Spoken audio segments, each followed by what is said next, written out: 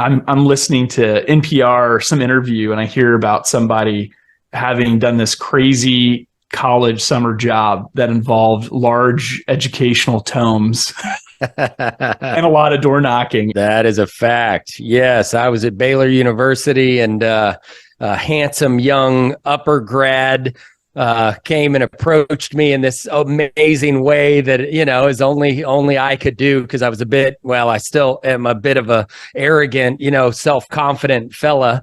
And so I was like, oh man, this kid's just picked me out of the litter. You know, I'm going to do great things with this kid. And boy, I mean, he had this beautiful shirt and a Mont Blanc pen in his shirt and in his shirt pocket, and I had never seen anything like this. You know, and most of my college friends were, if you were like me, wearing overalls and boots and, you know, out fishing, and was just a total idiot who, you know, thought about school about 2 times a week and thought about everything but school about 100 times a week.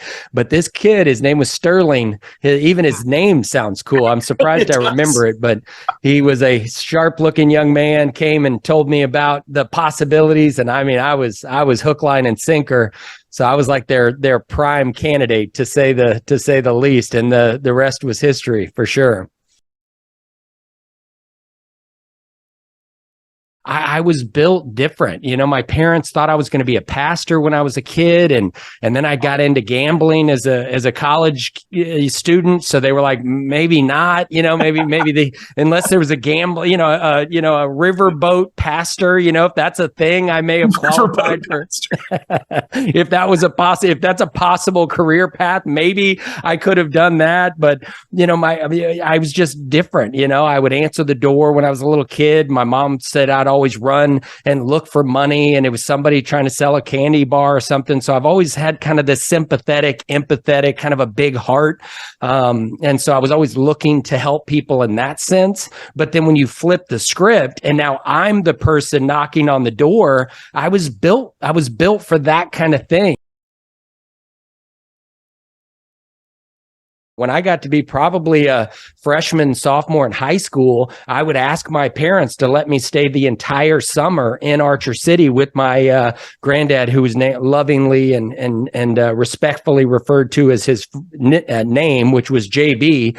If you happen to have any relatives that are so cool that you don't call him granddad or pappy or anything like that. I mean, his name was JB at the gas station. He was JB at the bank, and he was JB to his own family, you know, around the Thanksgiving table. JB, would you pass the mashed potatoes?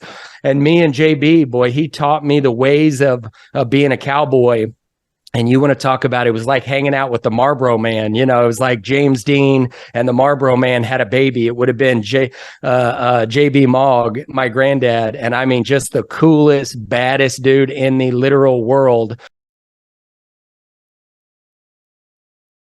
Simple story is that I started a little lawn care company. I started a half dozen companies, and I joke with Joe in kind of public forums that it's just like all my businesses were non-profits. I mean, until I met Joe, none of the things that I thought were going to be life-changing, multi-million-dollar opportunities, right. Zero of those things happened. You know, I was worthless. I was an entrepreneur, a serial entrepreneur, literally. But I mean, I could not figure out like how to make any of these things actually make money, how to make them work. And then Joe was definitely the secret ingredient that was added to the pie that made it finally start coming together, if you will. But I did work really hard.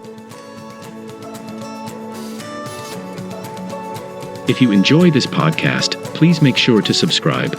And to stay updated on everything that the Action Catalyst is up to, make sure to follow us on Facebook and Instagram at Action Catalyst Podcast, and on Twitter at Catalyst_Action. And thanks for listening.